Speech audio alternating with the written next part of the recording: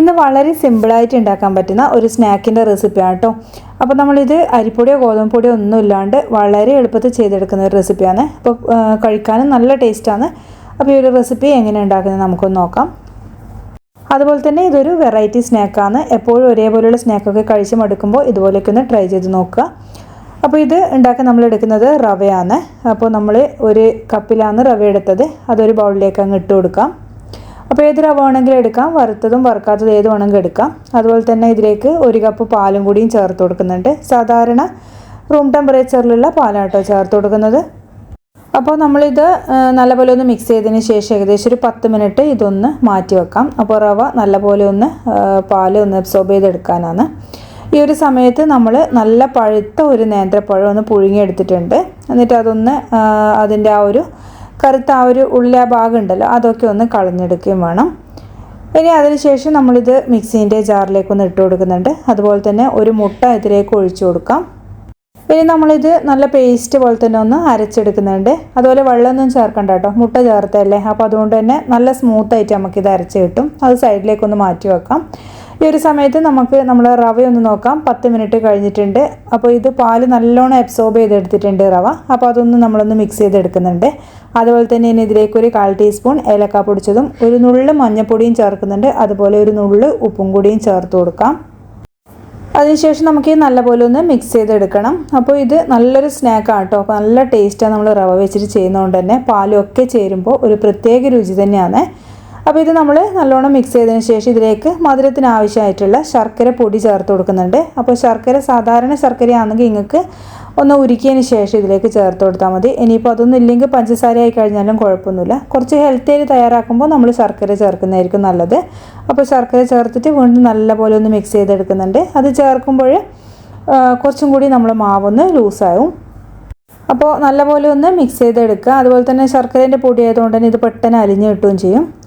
അപ്പോൾ ഇനി ഇത് മിക്സ് ചെയ്തതിന് ശേഷം നമ്മളിതിലേക്ക് ചേർക്കുന്നത് നേരത്തെ പഴവും മുട്ടയും കൂടി അടിച്ചുകൊണ്ടുവന്നല്ലോ. അപ്പോൾ ആ ഒരു പേസ്റ്റും കൂടി ഇതിലേക്ക് ചേർത്ത് കൊടുക്കാം.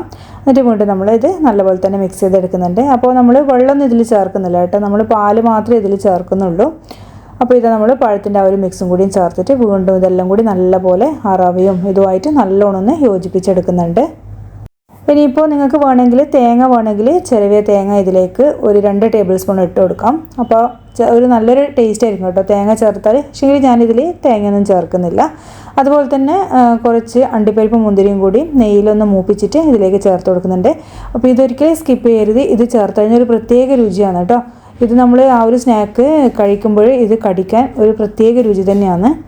അപ്പോൾ കൂട്ട് കുറച്ച് ടൈറ്റാണ് കേട്ടോ. അതുകൊണ്ട് ഒരു 1/4 കപ്പും കൂടി ഞാൻ പാല് ചേർക്കുന്നുണ്ട്. വെള്ളം ചേർക്കരുത്, പാല് തന്നെ ചേർക്കണം.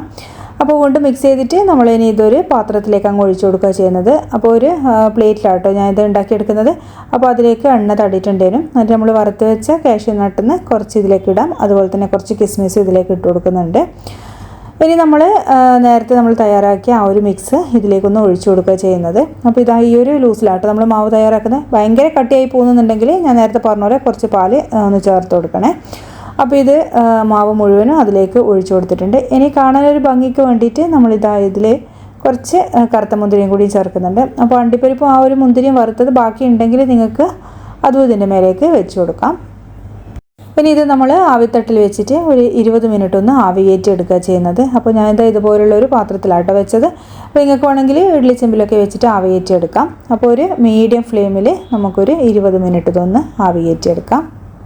അപ്പോൾ റവ ആയതുകൊണ്ട് തന്നെ പെട്ടെന്ന് തന്നെ നമുക്കിത് വെന്ത് കിട്ടും.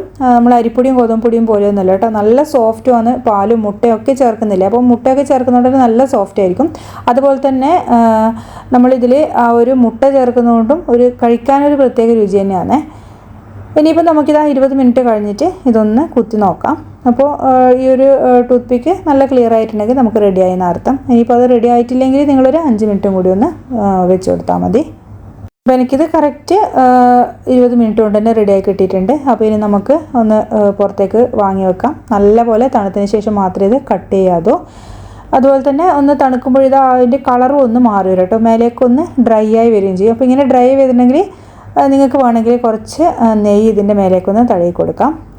അപ്പോൾ ഇത് നല്ലപോലെ ഈ ഒരു സമയത്ത് തണുത്ത് കിട്ടിയിട്ടുണ്ട്. ഇനി നമുക്കിതൊന്ന് കട്ട് ചെയ്യാം. ഞാൻ കട്ട് ചെയ്ത് നിങ്ങൾക്കൊന്ന് കാണിച്ചു തരാം. അപ്പോൾ ഈ സൈഡിലൂടെ ഇതാ ഒരു സ്പൂൺ വെച്ചിട്ട് ഒന്ന് ഇളക്കി കൊടുത്താൽ മതി കേട്ടോ. അപ്പോൾ തന്നെ അത് പെട്ടെന്ന് വിട്ട് കിട്ടും. അപ്പോൾ ഇനി നമുക്ക് കത്തി വെച്ചൊന്ന് കട്ട് ചെയ്യാം. ഈ റവ വെച്ച് ഉണ്ടാക്കിയത് കൊണ്ട് തന്നെ അങ്ങ് പറ്റിപ്പോവോ അങ്ങനെയുള്ള ഇതൊന്നുമില്ല കേട്ടോ. നമ്മൾ ഗോതമ്പ് പൊടി അരിപ്പൊടി ഒന്നും ഇല്ലെങ്കിൽ ആ ഒരു ടെക്സ്ചർ കിട്ടുമോ എന്നുള്ള ടെൻഷനൊന്നും നിങ്ങൾക്ക് വേണ്ട. നല്ല അടിപൊളിയായിട്ട് നമുക്കിതൊരു കിട്ടും. അതുപോലെ തന്നെ നല്ല ടേസ്റ്റാണ് കഴിക്കാൻ വേണ്ടിയിട്ട് തീർച്ചയായിട്ടും നിങ്ങളൊന്ന് ഉണ്ടാക്കി കൊടുത്ത് നോക്കുക. കുട്ടികൾക്ക് സ്കൂളൊക്കെ വിട്ട് വരുമ്പോൾ നല്ല രുചിയിൽ കഴിക്കാൻ പറ്റുന്ന ഒരു സ്നാക്ക് തന്നെയാണ് കേട്ടോ. അതുപോലെ തന്നെ വളരെ എളുപ്പമല്ലേ ഉണ്ടാക്കാൻ വേണ്ടിയിട്ട്. അപ്പോൾ തീർച്ചയായിട്ടും ഇതൊന്ന് ട്രൈ ചെയ്ത് നോക്കുക. ആ പഴത്തിൻ്റെയൊക്കെ ടേസ്റ്റ് വരുന്നതുകൊണ്ട് തന്നെ എല്ലാവർക്കും ഒരുപോലെ ഇഷ്ടമാകും. അപ്പോൾ വീഡിയോ ആദ്യമായിട്ട് കാണുന്നവരാണെങ്കിൽ ചാനൽ ഇഷ്ടമാവുകയാണെങ്കിൽ ലൈക്ക് ചെയ്യാനും ഷെയർ ചെയ്യാനും അതുപോലെ സബ്സ്ക്രൈബ് ചെയ്യാനും മറക്കരുത്. താങ്ക്